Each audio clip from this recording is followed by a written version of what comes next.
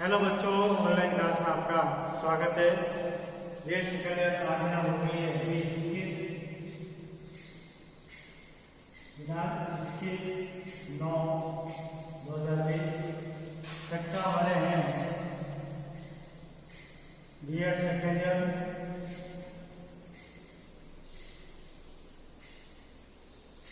और इससे रहेगा संस्कृत पढ़े, संस्कृत शिक्षण।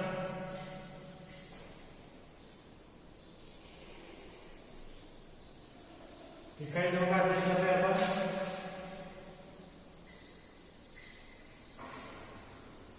प्रकरण रहेगा अपने। आज नया प्रकरण है, उस प्रकरण का नाम है, पहला मैं थोड़ा बता देता हूं। आपने विद्यालय में पढ़ाई अपने ज्ञान अर्जित किया और शिक्षा अर्जित की है, महाविद्यालय से आप होते हुए आए हो, तो आपने देखा होगा कि कई महाविद्यालय में एक अलग से कमरा बना होता है। इस कमरे को बोलते हैं लैंग्वेज रूम। जिस कमरे को क्या बोलते हैं? Language room. हिंदी में इसको कहा जाता है भाषा प्रयोगशाला। भाषा प्रयोगशाला का मतलब होता है कि कई विद्यार्थियों को हिंदी शब्द में मतलब वर्तन नहीं आती, उच्चारण नहीं आता, और हिंदी पढ़ने में लिखने में उनको कहीं ना कहीं समस्या आती है, दिक्कत आती है। तो वो अपनी हिंदी को सुधारने के लिए, अपने हिंदी के शब्दों को सुधारने के लिए ऐसे भाषा प्रयोगशाला में जाकर वो अपनी हिंदी को सुधारते हैं। अब हिंदी वहां पर कैसे सुधरती है? वहां पर एक क्या होता है, उस कमरे में कंप्यूटर लगे होते हैं अलग अलग पेज पर, और सभी तार से जुड़े हुए होते हैं, और एक वॉकमैन होता है यहाँ पर लगाने का, और आप कंप्यूटर को जैसा निर्देश दोगे आपको वैसा ही सुनाई देगा, आपको सुधार करके वो बताएगा।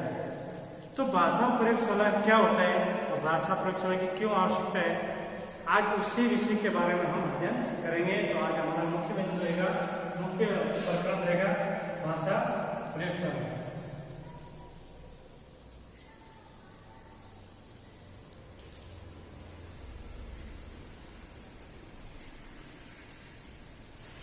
भाषा प्रयोगशाला। पहले मैं भाषा का बता देता हूं कि भाषा वह साधन है या अपने विचारों की अभिव्यक्ति या अपने मनोगत विचारों को जिस माध्यम से हम सामने वाले को प्रस्तुत करते हैं या प्रेषित करते हैं, उस माध्यम को ही हम भाषा कहते हैं। आज मेरी बात अगर कोई दूसरा सुन रहा है तो मैं कोई उसके अंदर फूंक नहीं मारूंगा। मेरी आवाज में जो शब्द बने, वर्णों का निर्माण हुआ और वही शब्द उसके कानों में पड़ रहे हैं, और उस पूरी प्रक्रिया को भाषा कहते हैं। उस प्रक्रिया को क्या कहते हैं? भाषा। अब भाषा प्रयोगशाला, प्रयोगशाला का मतलब ज्यादा प्रयोग किए जाते हैं, जैसे विज्ञान में किए जाते हैं। तो भाषा के नए नए शब्दों का निर्माण, क्योंकि विज्ञान में भी हम क्या कहते हैं, बहुत सारे प्रयोग करके नई नई चीजों का निर्माण करते हैं। तो वैसे ही भाषा प्रयोगशाला में भी हम नए नए शब्दों का निर्माण करते हैं, नई चीजों के बारे में जानकारी प्राप्त करते हैं, इसलिए भाषा प्रयोगशाला नाम दिया गया। भाषा अभिव्यक्ति का एक सशक्त माध्यम है। अभिव्यक्ति दो रूपों में होती है, एक होती है मौखिक और एक होती है लिखित। भाषा होता है कि संप्रेषण हम दो तरीके से करते हैं, एक तो मौखिक जो हम बोल के करते हैं, बोलने, और इसमें श्रोता और वक्ता दोनों होना आवश्यक है, क्योंकि बोलेगा उसके लिए सुनने वाला भी होना चाहिए। सुनने वाला नहीं होगा तो आपकी जो मौखिक अभिव्यक्ति है वो पूर्ण नहीं हो पाएगी। और लिखित में श्रोता का होना आवश्यक नहीं है। वक्ता अपनी बात को लिखकर हजारों साल तक संचय भी कर सकते, मतलब इकट्ठा कर के रख सकता है, और लिखकर भेज भी सकता है, और लिखकर हैंड दे भी सकता है। दो सभी तरह की बातें हैं यहाँ पर। सर्वप्रथम अनुक्रम द्वारा भाषा सीखता है बालक। भाषा के 4 कौशल होते हैं। पहले बोलना, पहले सुनना, बोलना, पढ़ना और लास्ट में होता है लिखना। अंत में जो भाषा कौशल होता है वो लिखने का होता है।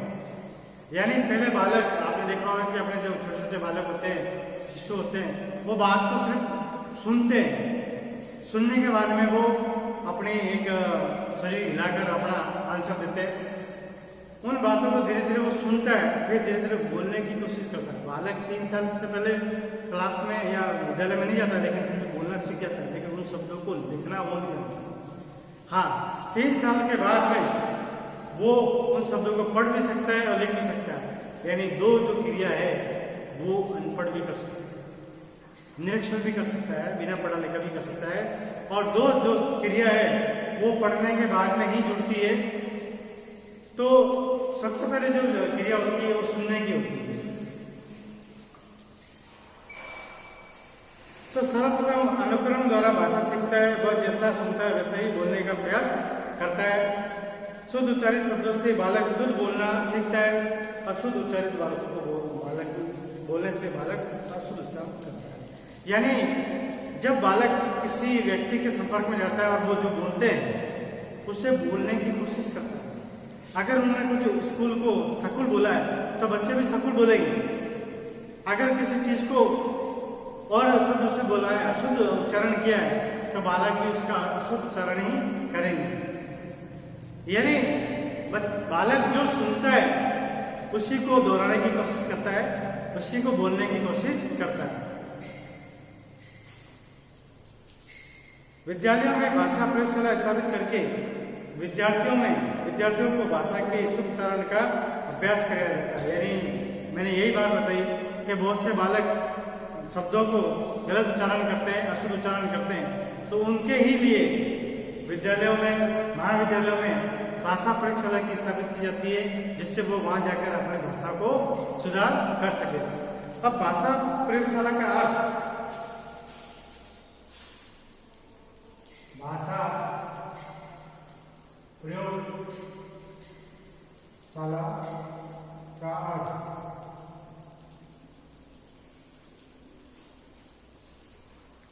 भाषा प्रयोगशाला एक ऐसा कक्ष है, भाषा प्रयोगशाला एक ऐसा कक्ष है, यानी रूम है, कमरा है, जिसमें भाषा के अधिगम को, जिसमें भाषा के अधिगम को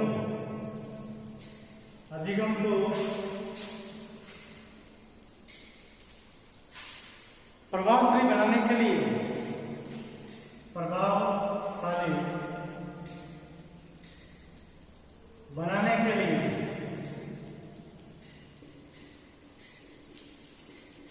विशेष प्रकार के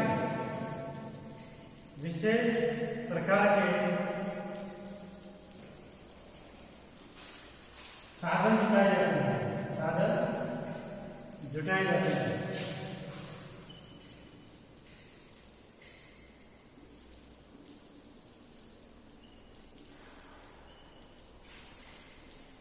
भाषा प्रयोगशाला भाषा शिक्षण का केंद्र है।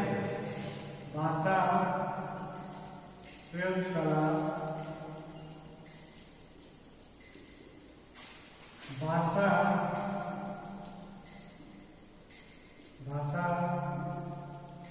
शिक्षण का केंद्र है। शिक्षण का केंद्र है, जिसमें छात्रों को सुनने, बोलने, पढ़ने, लिखने, जिसमें छात्रों को सुनने, बोलने, पढ़ने व लिखने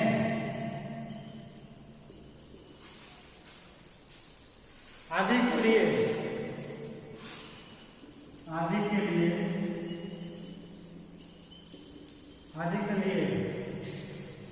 नियंत्रित वातावरण नियंत्रित वातावरण तैयार किया जाता है।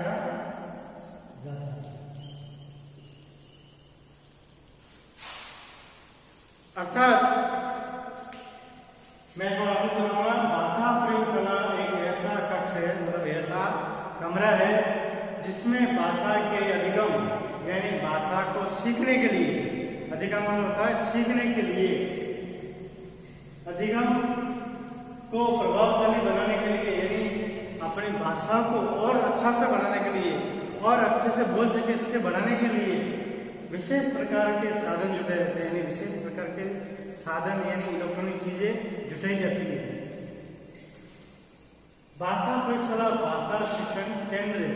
भाषा मतलब भाषा को सीखने का केंद्र बिंदु है भाषा प्रयोगशाला, जिसमें छात्रों को सुनने, बोलने, पढ़ने एवं लिखने आदि के लिए नियंत्रित वातावरण तैयार किया जाता है। यानी भाषा प्रयोगशाला में एक बालक को भाषा सीखने के लिए हर तरह से